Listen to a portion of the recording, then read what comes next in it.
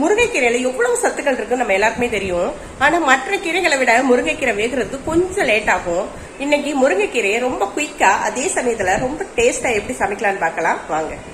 முருங்கைக்கீரையை உருவி அதை தண்ணியில போட்டு நல்லா அலசிட்டு குக்கர்ல போட்டு ஒரு 1/4 டம்ளர் தண்ணி ஊத்துங்க. நிறைய தண்ணி ஊத்திட்டீங்க அப்படின்னா அதுக்கப்புறம் அது தண்ணி வத்துற வரைக்கும் வதக்கிக்கிட்டே இருக்க மாதிரி இருக்கும்.